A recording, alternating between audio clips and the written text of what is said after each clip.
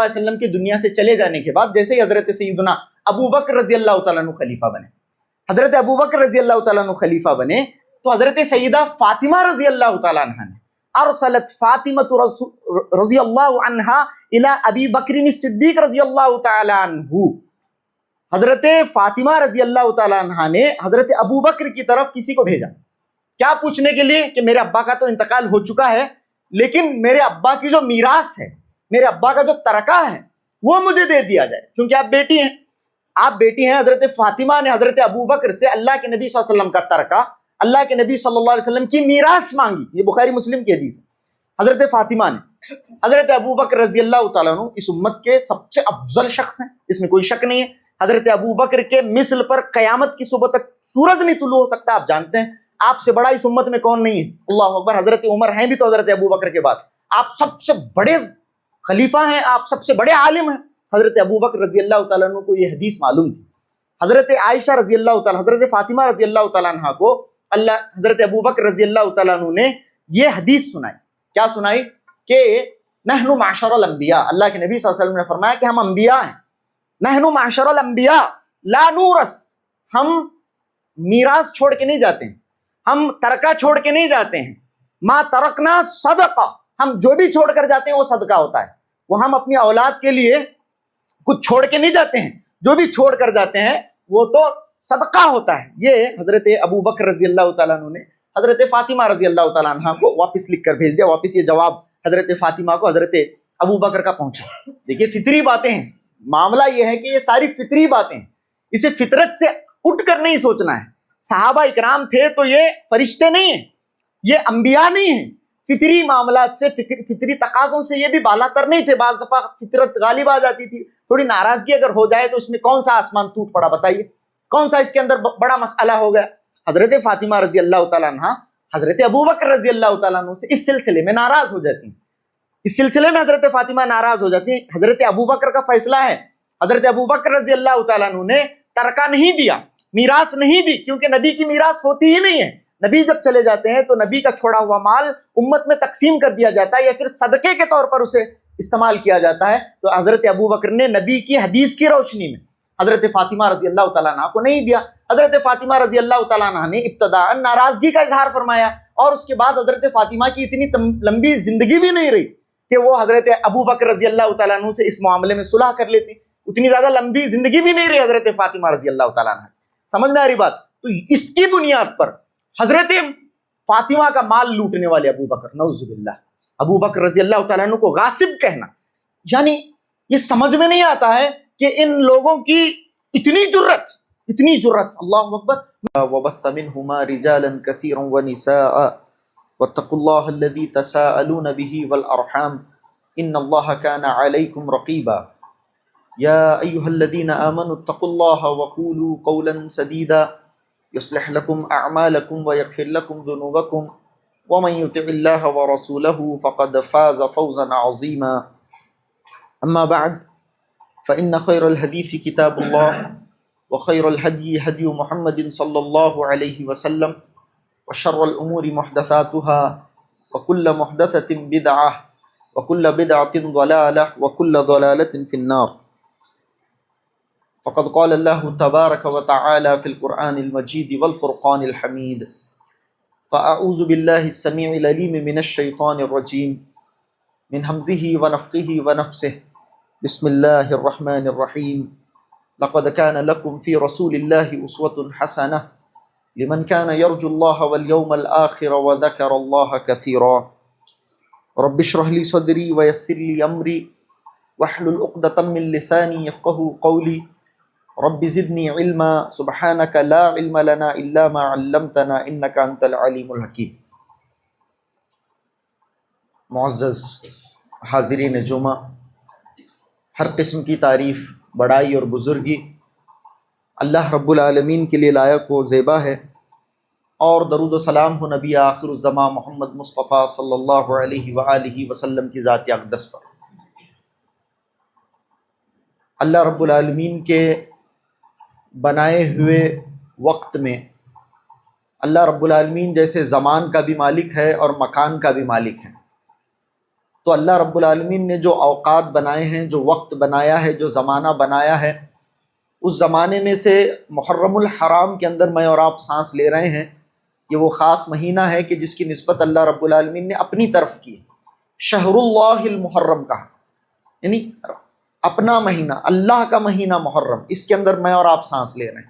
اور اس محرم الحرام کے اندر بھی یوم جمعہ کی سعادت مند لمحوں سے میں اور آپ بہرہ مند ہو رہے ہیں۔ محرم الحرام اپنے آپ میں بہت فضیلت والا مہینہ، اس کے اندر بھی ہم جن اوقات میں، جن لمحات میں سانس لے رہے ہیں، یہ جمعہ کا دن ہے۔ جمعہ کے دن کو لے کر بہت ساری باتیں آپ کے سامنے آتی بھی رہتی ہیں، لیکن بہت بار ایسا نظر آتا ہے کہ جو چیزیں ذہن میں ہمارے آلریڈی ہیں وہ گویا کہ ہمارے ذہن سے مفقود ہوتی رہتی ہیں۔ اسی لیے نبی صلی اللہ علیہ وسلم سے یہ کہا گیا وَذَكِّرْ فَإِنَّ الذِّكْرَىٰ تَنفَعُ الْمُؤْمِنِينَ۔ قبل اس کے کہ میں آج کے خطبے کے سلسلے میں کچھ بات کروں، ایک دو باتیں یوم الجمعہ کے سلسلے میں آپ کے سامنے واضح کرنا ضروری سمجھتا ہوں۔ جمعہ کے دن سب سے پہلی چیز یہ ہے کہ ممبر پر جیسے ہی امام آ جائے، یہ باتیں آپ کے سامنے آج پہلی بار علم میں نہیں لائی جا رہی ہیں، لیکن بار بار بولنا بھی ضروری ہو جاتا ہے بعض دفعہ۔ امام کے ممبر پر آنے سے پہلے امام کو اعلان دیا جائے، جو بھی اعلان کرنا ہے، جو بھی معاملات ہیں امام کے ساتھ، وہ اس سے پہلے ہی دیے جائیں، انہیں اس سے پہلے ہی بتا دیا جائے۔ ممبر پر آنے کے بعد کوئی اعلان، کوئی چٹھی، کوئی چیز نہیں آنی چاہیے امام کے پاس۔ دوسری چیز، اگر امام تک کچھ دوسری چیز بھی پہنچانی ہے، خطبے کے دوران بھی بہت ممکن ہے کہ پانی پہنچانا ہو وغیرہ کوئی چیز، خطبے کے دوران نہیں پہنچایا جا سکتا۔ وہ پانی بالکل آپ آگے نہیں بڑھائیں گے، وہ پانی جو آپ کو دیا گیا ہے وہ وہیں رہے گا۔ خطبے کے دوران وہ آگے آگے آگے کر کے امام تک نہیں پہنچایا جائے، یہ بہت بڑی غلطی ہے، اس بات کو یاد رکھا جائے۔ جمعہ کا اپنا جو معاملہ ہے یہ پوری مستقل عبادت ہے۔ جو خطبہ چلا یہ اپنے آپ میں آدھا گھنٹہ، 40 منٹ، 35 منٹ جو بھی چلے، یہ ایک مستقل عبادت ہے۔ اس میں کسی قسم کی حرکت، کسی قسم کی گفتگو نہیں، اس کے اندر سلام نہیں، اس کے اندر کوئی آئے اور آ کر سلام کرے اپنے بازو والے کو، سلام اور مصافحہ نہیں، بالکل جائز نہیں سلام۔ اور مسئلہ بعض دفعہ یہ ہوتا ہے کہ دو افراد ہیں، ایک کو معلوم ہے، مسئلہ معلوم ہے، لیکن سامنے والے سلام کر کے مصافحہ اگر کر دیے، اب وہ کیا کریں گے بیچارے؟ اس طرح کا بھی معاملہ ہو جاتا ہے۔ بالکل یہ بات آپ سب لوگوں کے علم میں آ جانی چاہیے کہ جمعہ کے دن آپ آئیں گے تو خاموشی سے اپنی جگہ پر بیٹھ جائیں گے اور آگے کی صفوں کو پر کرتے ہوئے بیٹھیں گے، بالکل سلام نہیں کریں گے، اپنے صاحب کو، اپنے ساتھی کو سلام نہیں کریں گے، مصافحہ نہیں کریں گے، بالکل مصافحہ نہیں کریں گے۔ اسی طرح سے اگر کسی کو چھینک آتی ہے، چھینک کا جواب نہیں دیا جائے گا، چھینک کا جواب بھی نہیں دیا جائے گا۔ اللہ اکبر، اتنی آداب ہیں۔ اور اسی طرح سے اگر کوئی شور کر بھی رہا ہے تو اسے خاموش رہو یہ بھی نہیں کہا جائے۔ اگر کوئی شور کر رہا ہے، اگر کوئی کچھ کر رہا ہے، کوئی ہل رہا ہے، ڈھل رہا ہے اور کچھ غلط کام کر رہا ہے، آپ اسے خاموش رہنے کے لیے بھی نہیں کہیں گے۔ یہ معاملہ ہے جمعہ کے دن کا۔ اذا قلت لصاحبک انصت فقد لغوت، نبی نے کہا اگر تم نے جمعہ کے دن دوران خطبہ اپنے ساتھی سے خاموش رہنے کے لیے بھی کہا، فقد لغوت، تم نے بےہودہ بات کی، یہ کہا نبی صلی اللہ علیہ وسلم۔ تو جمعہ کے دن یہ ساری چیزوں کا خیال رکھنے کی ضرورت ہے، بالکل یہاں تک کہ ممبر تک کوئی چیز پہنچانی بھی اگر ہو تو وہ پہلے ہی کر دیا جائے۔ تو خیر یہ باتیں ضروری تھیں جو بولنی تھیں آپ کے سامنے۔ چلیے آگے بڑھتے ہیں۔ جیسے میں نے آپ کے سامنے کہا کہ اللہ رب العالمین کے بنائے ہوئے وقت میں بہت ہی مبارک لمحوں میں میں اور آپ سانسیں لے رہے ہیں، جمعہ کے دن۔ اور محرم الحرام جس مہینے کو اللہ رب العالمین نے فرمایا شہر اللہ المحرم، اللہ کا مہینہ محرم، دیکھیے کسی بھی چیز کی عظمت اس وقت بہت بڑھ جاتی ہے جب اس کی اضافت کسی اہم چیز کی طرف ہو۔ نہیں سمجھاتا ہوں اس بات کو۔ ایک قلم ہے، 2 روپے والی قلم ہے، 5 روپے والی قلم ہے، اس کی کوئی حیثیت نہیں ہے، لیکن اگر اس قلم کی نسبت کسی بڑی شخصیت کی طرف کر دی جائے، یعنی اس کی اضافت کسی بڑی شخصیت کی طرف کر دی جائے، یہ وہ قلم ہے جو علامہ البانی استعمال کیا کرتے ہیں۔ یہ علامہ البانی کی قلم ہے۔ اگر یہ کہا گیا تو وہ 5 روپے کی قلم اب 5 روپے کی نہ رہی، وہ قلم اب اس کی عظمت بڑھ گئی ہے۔ اسی طرح سے کوئی گھر ہے، بہت ہی بوسیدہ پرانا سا گھر ہے، پرانا سا مکان ہے، اس مکان کی کوئی قیمت نہیں ہے، بالکل پرانا اور بوسیدہ ہو گیا ہے، لیکن اگر یہ کہا گیا کہ یہ گھر کسی بہت بڑی شخصیت کا، علامہ ابن عثیمین رحمہ اللہ اس گھر کے اندر رہا کرتے تھے، اگر اس طرح سے کوئی کہہ دے تو اس گھر کی نسبت علامہ ابن عثیمین کی طرف ہونے کی وجہ سے اس گھر کی قیمت بڑھ گئی۔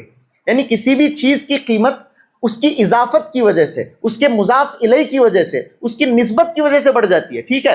تو ویسے ہی محرم الحرام پورے 12 مہینے اللہ رب العالمین کے ہیں، لیکن اللہ رب العالمین نے خاص طور سے محرم کے سلسلے میں فرمایا شہر اللہ المحرم، اللہ کا مہینہ محرم۔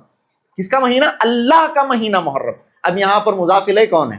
یعنی محرم کی نسبت کس کی طرف کی جا رہی ہے؟ اب اس سلسلے میں بتانے کی کوئی ضرورت باقی نہیں رہے گی کہ اس کی نسبت اللہ کی طرف کی جا رہی ہے. کتنا عظیم مہینہ یہ مہینہ ہوگا. خیر، یہ جب مہینہ آتا ہے محرم الحرام کا، جہاں یہ مہینہ عظمتوں والا ہے، فضیلتوں والا ہے، اور اس مہینے کے اندر ایک دن ہے جسے یوم عاشورہ کہا جاتا ہے، جو پچھلا ہفتہ گزر بھی چکا ہے، بہت عظمتوں والا دن، جس دن اللہ رب العالمین نے حضرت موسیٰ علیہ السلام کو فرعون کے چنگل سے آزاد کیا اور ان کی قوم کو آزاد کیا فرعونیوں سے. تو یہ بہت بڑی عظمت ہے اس دن کی، لیکن اس کے علاوہ اس دن کی کوئی دوسری عظمت ثابت نہیں ہے. اسی دن حضرت آدم علیہ السلام کی توبہ قبول ہوئی، اسی دن حضرت نوح علیہ السلام کے سفینے کو اللہ رب العالمین نے پار لگایا، اسی دن یہ ہوا ایوب علیہ السلام کی دعا اللہ رب العالمین نے قبول کی اور انہیں شفا یاب کیا، اسی دن حضرت یونس علیہ السلام مچھلی کے پیٹ سے باہر آئے. اس طرح کی ساری باتیں جعلی ہیں، اس طرح کی کوئی بات صحیح نہیں ہے، صحت کو نہیں پہنچتی ہے. اور عجیب بات یہ ہے کہ میں نے ایک اتنی بڑی دعا پڑھی جو 2 صفحوں پر مشتمل ہے، اتنی بڑی دعا جو 2 صفحوں پر مشتمل ہے، اور اس کی ہیڈنگ تھی دعائے یوم عاشورہ. دعا کا نام کیا ہے؟ دعائے یوم عاشورہ. اور باقاعدہ بڑے اہتمام کے ساتھ یہ دعا پڑھائی جاتی ہے. ایک بہت بڑی کانفرنس ہوتی ہے جس کو شہید اعظم کانفرنس اور اس طرح سے دوسرے ناموں سے موسوم کیا جاتا ہے. اس کانفرنس کے اندر باقاعدہ بڑے التزام اور انتظام اور اہتمام کے ساتھ یہ دعا پڑھائی جاتی ہے. 2 صفحوں پر مشتمل اتنی بڑی دعا، اور اس کے اندر ایسا ہے کہ اے اللہ حضرت آدم علیہ السلام کی یا قابل توبت آدم یوم عاشورہ، اے اللہ آدم علیہ السلام کی توبہ قبول کرنے والے عاشورہ کے دن، اے اللہ نوح علیہ السلام کے سفینے کو پار لگانے والے عاشورہ کے دن، اے اللہ یونس علیہ السلام کو مچھلی کے پیٹ میں سے نکالنے والے عاشورہ کے دن، اے اللہ ایوب علیہ السلام کی دعا کو قبول کرنے والے عاشورہ کے دن. اس طرح سے ایک 15-20 چیزیں ہیں شروع میں، وہ سب بیان کی جائے. کسی بھی چیز کا صحت سے کوئی تعلق نہیں، صحیح اور مستند ترین روایات سے ان باتوں کا کوئی تعلق نہیں، اس دعا کا کوئی تعلق نہیں. دعا گھڑ لی گئی ہے، اس کا کوئی تعلق نہیں ہے. تو یہ محرم الحرام کا مہینہ اتنی عظمتوں والا مہینہ ہے کہ ہمیں چاہیے تھا کہ اس کی روزوں سے، بالخصوص صیام شہر اللہ المحرم، یہ کہا گیا کہ رمضان المبارک کے فرض روزوں کے بعد اس کے روزے سب سے زیادہ افضل روزے ہیں، سب سے زیادہ. ہمیں چاہیے تھا کہ ہم اس کے روزوں کی سعادتوں سے بہرہ مند ہوتے، اور دوسرے ذکر و اذکار میں اور دوسری عبادتوں میں اس مہینے کے اندر ہم یہ مہینہ گزارتے. لیکن بڑی بدقسمتی سے یہ کہنا پڑتا ہے کہ امت مسلمہ کا ایک بہت بڑا طبقہ نعوذ باللہ، جیسے ہی محرم الحرام کا چاند نظر آتا ہے، بدعات میں، خرافات کے اندر، اعتقادی بگاڑ کے اندر، اور بھی دوسرے نہ جانے کیسی خطرناک غلطیوں کے اندر ملوث ہو جاتا ہے. الامان والحفیظ، واللہ المستعان، اس طرح کے معاملے ہو جاتے ہیں. تو خیر، خیبر کی بات چل رہی تھی. خیبر کی بات کرتے ہوئے انشاءاللہ اس مہینے سے متعلق بھی 1-2 باتیں کرنے کی میں کوشش کروں گا. واپس خیبر ہی کی طرف آتے ہیں. خیبر کا معاملہ چل رہا ہے. سیرت طیبہ کے ذکر میں اللہ کے نبی صلی اللہ علیہ وسلم کو اللہ رب العالمین نے خیبر عطا فرمایا. خیبر کی فتح اللہ کے نبی صلی اللہ علیہ وسلم کے لیے بہت مبارک دن، بہت خوشی کا دن ہے. آپ صلی اللہ علیہ وسلم بے انتہا خوش ہیں کہ خیبر فتح ہوا. اور جیسے میں نے آپ کے سامنے اس سے پہلے بھی ذکر کیا کہ خیبر کی فتح عام فتوحات کی جیسی نہیں تھی، یہ بہت بڑی فتح تھی. یہ ایسی فتح تھی کہ مسلمانوں کی معاشی صورتحال خیبر کی فتح کے بعد بالکل بدل گئی. بالکل معاشی صورتحال، اقتصادی صورتحال، اکنامیکل سٹیٹس جو مسلمانوں کا تھا خیبر کی فتح سے پہلے اور خیبر کی فتح کے بعد بالکل بدل گیا. یہ بہت بڑی فتح تھی. اللہ کے نبی علیہ السلام کے لیے بہت بڑی خوشی کا دن تھا. اب خیبر کے سلسلے میں بھی دیکھیے، آپ کے سامنے صحیح ترین روایات کی روشنی میں بات ہو رہی ہے. لیکن ہم میں سے کون ایسا ہوگا جس نے بچپن سے حضرت علی رضی اللہ تعالیٰ عنہ کے دروازہ اکھاڑ کر پھینکنے والی حدیث نہ سنی اور یہ واقعہ نہ سنا؟ اس طرح کا معاملہ امت کے اندر ہو گیا ہے. یعنی ہر چیز رواج پا چکی ہے، زبان در زبان چیزیں پھیلتی جا رہی ہیں. اور لوگوں نے، میرے بعض ساتھیوں نے کہا کہ آپ کے جو خطبات ہیں خیبر کے سلسلے میں وہ جو ریکارڈ ہو رہے ہیں اس میں تو بعض لوگ کمنٹ بھی کر رہے ہیں کہ آپ نے حضرت علی کے دروازہ اکھاڑنے والی بات کا ذکر نہیں کیا، جبکہ اس کا ذکر ہونا چاہیے تھا. اسی لیے نہیں کیا کہ وہ بات صحیح ترین احادیث سے ثابت نہیں ہے، وہ تاریخی باتوں کے اندر ہے اور اس کا صحیح حدیث سے کوئی لینا دینا نہیں. حضرت علی رضی اللہ تعالیٰ عنہ کو اللہ رب العالمین نے جھنڈا دیا، یہ بات کم ہے. حضرت علی کے متعلق بخاری اور مسلم کی روایت میں یہ کہا کہ اللہ جن سے محبت کرتا ہے، اللہ کے رسول جن سے محبت کرتے ہیں، جو اللہ اور اس کے رسول سے محبت کرتے ہیں ان کو کل جھنڈا دیا جائے گا. لَأُعْطِيَنَّ الرَّایَةَ رَجُلٌ يُحِبُّهُ اللَّهُ وَرَسُولُهُ وَيُحِبُّ اللَّهَ وَرَسُولَهُ. ہم ایسے ایک شخص کو جھنڈا، یہ بات کیا کم ہے، بخاری مسلم سے ثابت ہے. اللہ کے نبی نے انہیں دیا. اور حضرت علی رضی اللہ تعالیٰ عنہ نے مرحب کو جو 1000 سواروں کے برابر تھا، ایک جھٹکے میں حضرت علی رضی اللہ تعالیٰ عنہ نے اس کے سر کو سپرد خاک کیا. صحیح ترین روایت سے یہ بات ثابت ہے. کیا اتنا کم ہے؟ یعنی معاملہ یہ ہو گیا ہے کہ صحیح باتیں جو ہیں، صحیح باتوں کو بیک سیٹ پر ڈال دیا گیا ہے، اسے پس پشت ڈال دیا گیا ہے، اور ان خرافات کے اندر اور دوسری تیسری چیزیں جن کا صحت سے کوئی لینا دینا نہیں ہے، استناد سے کوئی لینا دینا نہیں ہے، ان باتوں کے پیچھے امت پڑی ہوئی ہے. یہ معاملہ ہے کہ حضرت علی رضی اللہ تعالیٰ عنہ کا جو معاملہ ہے کہ آپ نے وہ جو خیبر کا دروازہ اکھاڑ کر اسے ڈھال بنایا، حضرت علی نے اسے ڈھال بنا کر حضرت علی رضی اللہ تعالیٰ عنہ لڑے، یہ صحیح احادیث سے قطعاً ثابت نہیں. اور آپ ائمہ اہل سنت اور خاص طور سے محدثین اکرام کی رائے میں اگر اس حدیث کی تحقیق کریں تو آپ کو پتہ چلے گا کہ اس حدیث کا صحت سے کوئی تعلق نہیں ہے. تو یہ معاملہ حضرت علی رضی اللہ عنہ، اسی لیے اللہ کے نبی صلی اللہ علیہ وسلم نے فرمایا کفا بالمرء کذبا ان یحدث بكل ما سمع. بخاری کی حدیث ہے، آدمی کے جھوٹا ہونے کے لیے اتنا کافی ہے، جی آدمی ایسا آدمی جھوٹا ہے، اس کے جھوٹا ہونے کے لیے اتنا کافی ہے ان یحدث بكل ما سمع، کہ وہ جو کچھ سنے اسے بیان کر دے، جو کچھ سنے اسے بیان کرتا پھرے، جو کچھ سنے اسے بیان کرتا پھرے. اللہ کے نبی نے یہاں تک فرمایا بلغوا انی ولو آیا. نبی نے کیا فرمایا؟ بلغوا انی ولو، بلغوا ولو آیا نہیں کہا جو چاہے ملے اسے پہنچا دو، نہیں، بلغوا انی. انی کو ہم لوگ بھول جاتے ہیں. پہنچا دو مجھ سے اگر کوئی بات بھی تمہیں معلوم ہے، ایک بات بھی تمہیں معلوم ہے، لیکن اس بات کا تعلق کس سے ہونا چاہیے؟ نبی کی بات سے ہونا چاہیے، نبی سے ہونا چاہیے، تب اس بات کو پہنچاؤ. یہ نبی صلی اللہ علیہ وسلم نے فرمایا. تو یہاں پر حضرت علی رضی اللہ تعالیٰ عنہ کا مقام کیا مقام، آپ کا مرتبہ کیا مرتبہ. اور ہمارے ساتھ لوگوں کا گلا بھی یہ ہے، عجیب بات ہے کہ لوگوں کو ہم سے گلا یہ ہے کہ وہ ہمیں گستاخ سمجھتے ہیں، نعوذ باللہ من ذلک. صحابہ کا گستاخ اور نبی کا گستاخ. کیسا کیا؟ تمہیں نبی کی شان کو گھٹانے والے، آپ نبی کی شان کو گھٹاتے ہیں. ارے بھائی نبی کی شان کو کیسے گھٹائے گا؟ نہیں، ہم جو کہہ رہے ہیں گرچہ اس کا تعلق قرآن سے نہیں، حدیث سے نہیں، صحیح احادیث سے اور صحیح عقیدے سے نہیں، ہم جو کہہ رہے ہیں وہ ماننا. یہ نبی کی شان بول رہا ہوں، نہیں میں کیا بول رہا ہوں، میں نبی کی شان بول. کی نہیں مان رہے تمہیں؟ اگر تم نہیں مانتے ہو تو گویا تم نبی کی شان گھٹانے والے ہو. سب سے پہلے یہ بات لکھ لو، یہ بات لکھ لو اور اس پر دستخط ہو جانی چاہیے پورے عالم کے علماء کی. نبی کی شان کو گھٹانے والا بالاتفاق کافر ہے. معلوم ہے آپ کو؟ نبی کی شان کو گھٹانے والا بالاجماع بالاتفاق کافر ہے. نعوذ باللہ من ذلک. یہ کیا بات ہوئی بھائی کہ تم کسی کو بھی نبی کا گستاخ اور نبی کی شان کو گھٹانے والا کہتے ہو؟ آپ کی بات میں نہیں مانتا، میں نبی کا گستاخ نہیں ہوں، لیکن تم نے جو مفروضہ گھڑا ہے نبی کے متعلق، تم جو بات کر رہے ہو اس سے میں نہیں مانتا ہوں. نبی کو جو تم عالم الغیب کہتے ہو، نبی سے جو استغاثہ کے تم قائل ہو، نبی سے جو استعانت کے قائل ہو، نبی سے جو استمداد کے قائل ہو، نبی سے جو وسیلے کے قائل ہو، نبی کو جو تم ما کان اور ما یکون کا علم رکھنے والے کہتے ہو، نبی کو جو تم مختار کل مانتے ہو، نبی کے متعلق جو عقائد تم نے گھڑے ہیں جن کا سرے سے کتاب اللہ اور سنت رسول اللہ اور منہج سلف صالحین سے کوئی تعلق نہیں ہے، اس سے مجھے اعتراض ہے. ورنہ اگر تمہیں شان مصطفیٰ سمجھنی ہے تو کبھی آئیے، کبھی وقت نکالیے اور شان مصطفیٰ سنیے، شان مصطفیٰ سنیے صحیح ترین روایات اور قرآن مجید کی روشنی میں انشاءاللہ. نبی کی شان کو کون گھٹاتا ہے؟ اسی طرح سے تم حضرت علی کے دشمن ہو، نعوذ باللہ، حضرت علی کی شان گھٹانے والے ہو. کیسا؟ یہ خیبر کی جو بات تم کر رہے ہو اس سے تمہیں حضرت علی سے نعوذ باللہ دشمنی ہے. نعوذ باللہ من ذالک.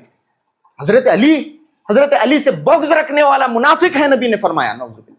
مسلم شریف کی حدیث ہے، سمجھ رہے ہیں؟ حضرت علی رضی اللہ تعالیٰ عنہ سے اگر کسی نے بغض رکھا وہ منافق ہے. اللہ کے نبی صلی اللہ علیہ وسلم نے فرمایا کس کو حضرت علی سے بغض رکھ کے نفاق میں مبتلا ہونا ہے، کس کو منافق ہونا ہے، کس کو نفاق میں مبتلا ہونا ہے. حضرت علی رضی اللہ تعالیٰ عنہ کی شان میں بخاری اور مسلم اور اسی طرح سے سنن کی صحیح ترین روایات کیا کم ہے؟ آئیے، کبھی آتے نہیں، کبھی ملتے نہیں، کبھی پوچھتے نہیں، بس اپنے تئیں کوئی مفروضہ گھڑ کے اپنے تئیں ایک موقف اختیار کیا جاتا ہے. یہ تو ظلم ہے، سامنے والے پر ظلم ہے کہ اسے پوچھے بغیر کوئی مفروضہ گھڑ لیا جائے. یہ بڑی عجیب بات ہے امت مسلمہ کے اندر رائج. خیر، خیبر کا دن ہے، اللہ کے نبی صلی اللہ علیہ وسلم بہت خوش ہیں کہ اتنی بڑی فتح اللہ رب العالمین نے عطا فرمائی. اتنے میں خوشی پر خوشی ہوتی ہے نا، بعض دفعہ اس طرح کا اللہ رب العالمین کا انعام ہوتا ہے. آپ نے اس سے پہلے حضرت جعفر کے متعلق سنا ہے. حضرت جعفر ابھی کہاں ہے معلوم آپ کو؟ ابھی حبشہ میں ہے حضرت جعفر رضی اللہ تعالیٰ عنہ اور ان کے ساتھی. اللہ کے نبی صلی اللہ علیہ وسلم نے نجاشی کو خط لکھ کے بھیجا ہے کہ اب جعفر کو مدینہ بھیج دیا جائے اور ان کے ساتھیوں کو. حضرت جعفر رضی اللہ تعالیٰ عنہ جو حضرت علی کے بھائی ہیں، حضرت ابو طالب کے بیٹے ہیں، حضرت علی کے بھائی ہیں، اللہ کے نبی کے چچا زاد بھائی ہیں. حضرت جعفر رضی اللہ تعالیٰ عنہ، اللہ کے نبی صلی اللہ علیہ وسلم نے نجاشی کو خط لکھ کے بھیجا تھا کہ اب انہیں بھیج دیا جائے. اب ماحول سازگار ہو گیا ہے، مسلمانوں کی فتوحات ہو گئی ہیں، مسلمانوں کے دشمنوں کو کیفر کردار تک پہنچانے کا سلسلہ شروع ہو گیا ہے۔ اب جو خوف پہلے لاحق تھا وہ خوف باقی نہ رہا، لہذا جعفر اور ان کے ساتھیوں کو بھیج دیا جائے۔ اللہ کے نبی صلی اللہ علیہ وسلم نے یہ خط لکھ کر نجاشی کو روانہ کر دیا ہے، اور ادھر اللہ کے نبی صلی اللہ علیہ وسلم اس کیمپین پہ نکل آئے ہیں، خیبر کے کیمپین پہ۔ اب وہ خط وہاں سے پہنچا، اب وہاں ایک اور معاملہ ہوتا ہے۔ یمن کے ایک صحابی ہیں، یمن کے قبیلے بنو اشعر سے تعلق رکھنے والے، اشعر قبیلے سے تعلق رکھنے والے ایک صحابی ہیں، ان کا نام ہے ابو موسیٰ۔ ابو موسیٰ، چونکہ ان کی نسبت ان کا قبیلہ اشعر تھا، اسی لیے ان کا نام مشہور ہے ابو موسیٰ اشعری رضی اللہ تعالیٰ عنہ۔ حضرت ابو موسیٰ اشعری نے اللہ کے نبی کے متعلق جیسے ہی سنا، ایمان لائے، چونکہ ان کے علم میں یہ بات پہلے سے ہی موجود تھی کہ ایک نبی کا ظہور ہونے باقی ہے۔ جیسے اللہ کے نبی صلی اللہ علیہ وسلم کے متعلق سنا، ایمان لائے، اور اللہ کے نبی اپنے 2 بھائیوں کے ساتھ مدینے کا رخ کیا۔ بحری سفر سے آ رہے تھے مدینے، لیکن مسئلہ یہ ہو گیا کہ ان کی جہاز تھپیڑے کھانے لگی، طوفان میں مبتلا ہو گئی، طوفان میں ملوث ہوئی۔ یہ بخاری مسلم کی حدیث ہے، حضرت ابو موسیٰ اشعری رضی اللہ تعالیٰ عنہ، اور تھپیڑے کھاتے ہوئے، طوفان کے تھپیڑے کھاتے ہوئے حبشہ جا پہنچی۔ ایسا ہوتا تھا پہلے زمانے میں کہ طوفانوں کا سامنا کشتیوں کو ہوا کرتا تھا، اور بالکل جو کشتی کے ملاح ہوتے تھے، کشتی کے ناخدا جو ہوتے تھے، ان کے کنٹرول سے کشتی نکل جاتی تھی۔ اب وہ کشتی کے حوالے ہو جاتے تھے جہاں وہ کشتی لے جائے۔ تو حضرت ابو موسیٰ اشعری اور ان کے جو 2 بھائی تھے، وہ اس کشتی کے ساتھ یمن سے تو نکلے تھے مدینے کی طرف، لیکن معاملہ یہ ہوا کہ وہ حبشہ پہنچ گئے۔ حبشہ پہنچے، حبشہ میں اترے تو دیکھا کہ حبشہ میں ہے، تو وہاں پر ان کی ملاقات اتفاقاً ہوتی ہے حضرت جعفر رضی اللہ تعالیٰ عنہ سے۔ حضرت جعفر رضی اللہ تعالیٰ عنہ سے ملاقات ہوئی، اور بڑی عجیب بات یہ ہے کہ جعفر رضی اللہ تعالیٰ عنہ ہیں بھی تو کون؟ اس نبی کے بھائی جن کو ملنے جا رہے ہیں حضرت ابو موسیٰ اشعری رضی اللہ تعالیٰ عنہ، جن کے ہاتھ پر ایمان لانے کے لیے جا رہے ہیں۔ ملے بھی تو کس سے ملے؟ ان کے اپنے بھائی۔ اتفاق دیکھیے، حسن اتفاق اسی کو کہتے ہیں، کیا خوب اتفاق ہوا حضرت ابو موسیٰ اشعری رضی اللہ تعالیٰ عنہ اور ان کے بھائیوں کا۔ پھر حضرت جعفر رضی اللہ تعالیٰ عنہ جو نکل رہے تھے، انہیں بھی انہوں نے ساتھ لے لیا، حضرت ابو موسیٰ اشعری رضی اللہ تعالیٰ عنہ کو بھی۔ خود حضرت جعفر ان کے ساتھی، حضرت ابو موسیٰ اشعری رضی اللہ تعالیٰ عنہ ان کے بھائی، سب کو لے کر حضرت جعفر روانہ ہوتے ہیں وہاں سے، حبشہ سے۔ ادھر نبی صلی اللہ علیہ وسلم کہاں ہیں؟ خیبر میں ہیں۔ تو ایسا اتفاق ہوا کہ ان کا سفر مکمل ہوا، اور تبھی اللہ کے نبی صلی اللہ علیہ وسلم کو خیبر بھی فتح ہوا۔ خیبر بھی اللہ کے نبی صلی اللہ علیہ وسلم کو اللہ رب العالمین نے عطا فرمایا۔ آپ صلی اللہ علیہ وسلم بے انتہا خوش ہیں اس دن، خیبر فتح ہوا۔ اتنے میں حضرت جعفر رضی اللہ تعالیٰ عنہ بھی اپنے ساتھیوں کے ساتھ آ جاتے ہیں۔ حضرت جعفر رضی اللہ تعالیٰ عنہ بھی خیبر کہاں ہے؟ اللہ کے نبی صلی اللہ علیہ وسلم چلو خیبر میں، خیبر کی طرف روانہ ہو۔ خیبر کی طرف روانہ ہوئے تو جب پہنچا حضرت جعفر رضی اللہ تعالیٰ عنہ کا قافلہ، تو اللہ کے نبی صلی اللہ علیہ وسلم خیبر فتح کر چکے تھے، مسلمانوں کو خیبر نصیب ہو چکا تھا۔ اللہ کے نبی صلی اللہ علیہ وسلم کو یہ بات معلوم ہوئی کہ جعفر بھی آ گئے۔ سبحان اللہ، اللہ کے نبی صلی اللہ علیہ وسلم خوش ہوئے، اتنا خوش ہوئے اللہ کے نبی اٹھ کھڑے ہوئے۔ حضرت جعفر کے استقبال میں اللہ کے نبی صلی اللہ علیہ وسلم اٹھ کھڑے ہوئے۔ حضرت جعفر اللہ کے نبی کو دیکھتے ہیں، اللہ کے نبی حضرت جعفر کو دیکھتے ہیں رضی اللہ عنہ۔ اللہ کے نبی آگے آتے ہیں، آگے آ کر گلے سے لگا لیتے ہیں اپنے بھائی حضرت جعفر کو۔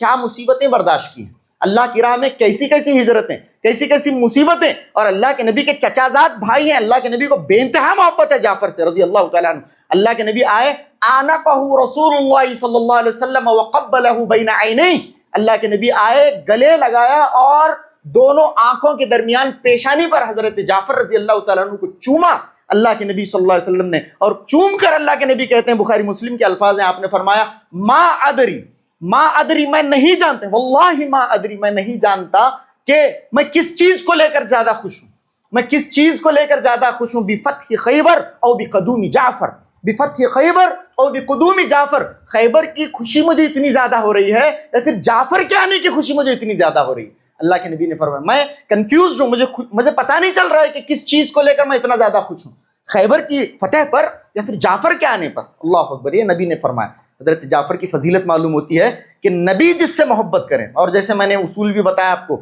محبوب کا محبوب بھی محبوب ہوتا ہے، یعنی نبی صلی اللہ علیہ وسلم ہمارے محبوب ہیں، آپ سے ہم سب سے زیادہ محبت کرتے ہیں اللہ کے بعد، تو نبی صلی اللہ علیہ وسلم جن سے ایسی محبت کریں کہ یہ کہیں کہ مجھے پتہ نہیں چل رہا اتنی بڑی فتح کے بعد کہ اس فتح کی مجھے زیادہ خوشخبری ہے یا پھر میرے بھائی کے آنے پر میں اتنا زیادہ خوش ہوں، مجھے پتہ نہیں چل رہا، یہ نبی نے فرمایا صلی اللہ علیہ وسلم۔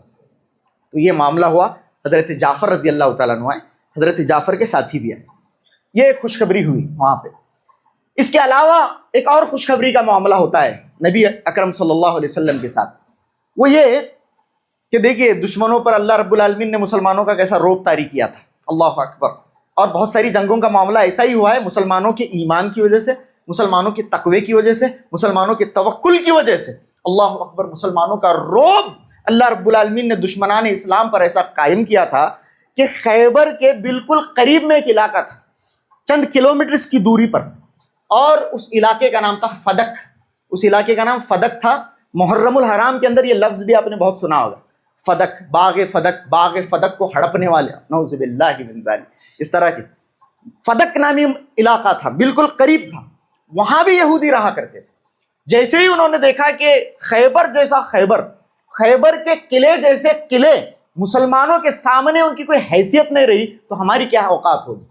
اب آج یا کل دیر سویر نبی اکرم صلی اللہ علیہ وسلم ہم تک بھی پہنچ جائیں گے، اور ہمارا جو علاقہ فدق کہلاتا ہے اسے بھی نبی اکرم صلی اللہ علیہ وسلم اپنے کنٹرول میں لے لیں گے۔ اس سے پہلے اس ذلت سے بچنے کے لیے وہاں کے یہودی آئے، اللہ کے نبی صلی اللہ علیہ وسلم کے قدموں میں اپنی تلواریں ڈال دی اور کہا، اے نبی صلی اللہ علیہ وسلم، ہم سرنڈر کرتے ہیں، آپ کے سامنے ہم سرنڈر کرتے ہیں، ہمارا جو علاقہ فدق کا علاقہ ہے وہ علاقہ اب آپ کا ہوتا ہے، اب آپ کا ہوتا ہے، اس کا آدھا علاقہ آدھے پر ہمیں رہنے دیجئے، اور آدھا علاقہ اس کا آپ کے سپرد، یہ انہوں نے کہا۔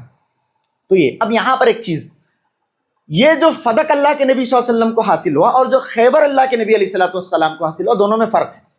خیبر صحابہ اکرام نے جنگ کر کے حاصل کیا ہے، صحابہ اکرام نے، حضرت علی کی تلوار چلی اور دیگر صحابہ اکرام کی تلوار چلی، اور اتنے دنوں کا یہ وار کیمپین رہا جس کے سبب خیبر اللہ کے نبی صلی اللہ علیہ وسلم کو حاصل ہوا، اسی لیے خیبر مال غنیمت کہلائے گا، خیبر مال غنیمت کہلائے گا۔ لیکن فدق جو نبی کو حاصل ہوا ہے، وہاں پر تو اللہ کے نبی صلی اللہ علیہ وسلم اور صحابہ اکرام نے کوئی تلوار نہیں چلائی، کوئی گھوڑا نہیں دوڑایا، کوئی اونٹ نہیں دوڑایا، کوئی خون نہیں بہا، ایسے ہی اللہ کے نبی صلی اللہ علیہ وسلم کو ملا فدق۔ تو یہ ہوا مال فے، یہ مال غنیمت اور مال فے میں فرق ہے۔ مال غنیمت جو خیبر ہے وہ مال غنیمت ہے، جو خیبر آیا، اور اسی طرح سے اس سے پہلے جو بنو نذیر آیا تھا نبی اکرم صلی اللہ علیہ وسلم، وہ مال فے ہے، یعنی وما افاء اللہ علی رسولہ من اہل القری، یا اللہ رب العالمین نے فرمایا وما افاء اللہ علی رسولہ منہم فما اوجفتم علیہ من خیل ولا رکاب ولکن اللہ یسلط رسلہ علی من یشاء۔ اللہ رب العالمین نے فرمایا وما افاء اللہ علی رسولہ منہم فما اوجفتم علیہ من خیل ولا رکاب، جو تمہیں حاصل ہوا ہے ان سے، اسے حاصل کرنے کے لیے تم نے نہ گھوڑا دوڑایا اور نہ تم نے اونٹ بھگائے، نہ تم نے کوئی خون بہایا، یہ تو اللہ رب العالمین نے اللہ کے نبی کو دلوایا ہے، اپنے رسولوں کو اللہ رب العالمین جس پر چاہے مسلط کر دیتا ہے، وَلَكِنَّ اللَّهَ يُسَلِّطُ رُسُلَهُ عَلَى مَن يَشَاءُ، یعنی اپنے رسولوں کا روب بعض دفعہ اللہ رب العالمین لوگوں پر ایسا قائم کر دیتا ہے کہ کوئی گھوڑا دوڑانے کی نوبت نہیں آتی، کوئی اونٹ دوڑانے کی نوبت نہیں آتی، کوئی تلوار چلانے کی نوبت نہیں آتی، سامنے والا دشمن لا کر تلوار نبی کے قدموں میں ڈال دیتا ہے۔ یہی معاملہ ہوا بنو نذیر کا، یہی معاملہ ہوا فدق کا، اللہ کے نبی صلی اللہ علیہ وسلم کے سامنے انہوں نے سپرد کر دیا فدق کو۔ تو یعنی یہ کس کا ہوا فدق؟ یہ نبی کا ہے صلی اللہ علیہ وسلم، یہ نبی اکرم صلی اللہ علیہ وسلم کا معاملہ ہے، یعنی اس پر تصرف کسے حاصل ہے؟ نبی اکرم صلی اللہ علیہ وسلم کو حاصل ہے۔ مال غنیمت ڈسٹریبیوٹ ہوتا ہے، مال غنیمت بانٹ دیا جاتا ہے، اور خمس نبی کا ہوتا ہے، خمس یعنی پانچواں حصہ نبی کا اور اللہ کا ہوتا ہے، پانچواں حصہ۔ لیکن مال فے کا معاملہ ایسا نہیں، مال فے پر مکمل تصرف نبی کا ہوتا ہے، یہ معاملہ ہے، ٹھیک ہے؟ تو یہاں پر یہ معاملہ ہوا، اللہ کے نبی صلی اللہ علیہ وسلم کو فدق بھی حاصل ہوا خیبر کے ساتھ، بڑی خوشی کا معاملہ ہے۔ لیکن اسے یہاں پر روک کر ایک بہت بڑا معاملہ جو امت کے اندر فدق کو لے کر ہوا، وہ کیا؟ آپ علیہ السلام کے انتقال کے بعد، آپ صلی اللہ علیہ وسلم کی دنیا سے چلے جانے کے بعد، جیسے ہی حضرت سیدنا ابو بکر رضی اللہ تعالیٰ عنہ خلیفہ بنے، حضرت ابو بکر رضی اللہ تعالیٰ عنہ خلیفہ بنے، تو حضرت سیدہ فاطمہ رضی اللہ تعالیٰ عنہ نے ارسلت فاطمہ رضی اللہ عنہا الی ابی بکر الصدیق رضی اللہ تعالیٰ عنہ، حضرت فاطمہ رضی اللہ تعالیٰ عنہ نے حضرت ابو بکر کی طرف کسی کو بھیجا، کیا پوچھنے کے لیے کہ میرے ابا کا تو انتقال ہو چکا ہے، لیکن میرے ابا کی جو میراث ہے، میرے ابا کا جو ترکہ ہے، وہ مجھے دے دیا جائے، چونکہ آپ بیٹی ہیں، آپ بیٹی ہیں۔ حضرت فاطمہ نے حضرت ابو بکر سے اللہ کے نبی صلی اللہ علیہ وسلم کا ترکہ، اللہ کے نبی صلی اللہ علیہ وسلم کی میراث مانگی، یہ بخاری مسلم کی حدیث ہے۔ حضرت فاطمہ نے، حضرت ابو بکر رضی اللہ تعالیٰ عنہ اس امت کے سب سے افضل شخص ہیں، اس میں کوئی شک نہیں ہے۔ حضرت ابو بکر کے مثل پر قیامت کی صبح تک سورج نہیں طلوع ہو سکتا، آپ جانتے ہیں۔ آپ سے بڑا اس امت میں کون نہیں ہے؟ اللہ اکبر، حضرت عمر ہیں بھی تو حضرت ابو بکر کے بعد، آپ سب سے بڑے خلیفہ ہیں، آپ سب سے بڑے عالم ہیں۔ حضرت ابو بکر رضی اللہ تعالیٰ عنہ کو یہ حدیث معلوم تھی۔ حضرت عائشہ رضی اللہ تعالیٰ، حضرت فاطمہ رضی اللہ تعالیٰ عنہ کو حضرت ابو بکر رضی اللہ تعالیٰ عنہ نے یہ حدیث سنائی۔ کیا سنائی؟ کہ نحن معشر الانبیاء، اللہ کے نبی صلی اللہ علیہ وسلم نے فرمایا کہ ہم انبیاء ہیں، نحن معشر الانبیاء لا نورث، ہم میراث چھوڑ کے نہیں جاتے ہیں، ہم ترکہ چھوڑ کے نہیں جاتے ہیں، ما ترکنا صدقہ، ہم جو بھی چھوڑ کر جاتے ہیں وہ صدقہ ہوتا ہے، وہ ہم اپنی اولاد کے لیے کچھ چھوڑ کے نہیں جاتے ہیں، جو بھی چھوڑ کر جاتے ہیں وہ تو صدقہ ہوتا ہے۔ یہ حضرت ابو بکر رضی اللہ تعالیٰ عنہ نے حضرت فاطمہ رضی اللہ تعالیٰ عنہ کو واپس لکھ کر بھیج دیا، واپس یہ جواب حضرت فاطمہ کو حضرت ابو بکر کا پہنچا۔ دیکھیے فطری باتیں ہیں، معاملہ یہ ہے کہ یہ ساری فطری باتیں ہیں، اسے فطرت سے اٹھ کر نہیں سوچنا ہے۔ صحابہ اکرام تھے تو یہ فرشتے نہیں ہیں، یہ انبیاء نہیں ہیں، فطری معاملات سے فطری تقاضوں سے یہ بھی بالا تر نہیں تھے۔ بعض دفعہ فطرت غالب آ جاتی تھی، تھوڑی ناراضگی اگر ہو جائے تو اس میں کون سا آسمان ٹوٹ پڑا، بتائیے کون سا اس کے اندر بڑا مسئلہ ہو گیا۔ حضرت فاطمہ رضی اللہ تعالیٰ عنہ حضرت ابو بکر رضی اللہ تعالیٰ عنہ سے اس سلسلے میں ناراض ہو جاتی ہیں، اس سلسلے میں حضرت فاطمہ ناراض ہو جاتی ہیں۔ حضرت ابو بکر کا فیصلہ ہے، حضرت ابو بکر رضی اللہ تعالیٰ عنہ نے ترکہ نہیں دیا، میراث نہیں دی، کیونکہ نبی کی میراث ہوتی ہی نہیں ہے۔ نبی جب چلے جاتے ہیں تو نبی کا چھوڑا ہوا مال امت میں تقسیم کر دیا جاتا ہے یا پھر صدقے کے طور پر اسے استعمال کیا جاتا ہے۔ تو حضرت ابو بکر نے نبی کی حدیث کی روشنی میں حضرت فاطمہ رضی اللہ تعالیٰ عنہ کو نہیں دیا۔ حضرت فاطمہ رضی اللہ تعالیٰ عنہ نے ابتداء ناراضگی کا اظہار فرمایا، اور اس کے بعد حضرت فاطمہ کی اتنی لمبی زندگی بھی نہیں رہی کہ وہ حضرت ابو بکر رضی اللہ تعالیٰ عنہ سے اس معاملے میں صلح کر لیتی، اتنی زیادہ لمبی زندگی بھی نہیں رہی حضرت فاطمہ رضی اللہ تعالیٰ عنہ۔ سمجھ میں آ رہی بات؟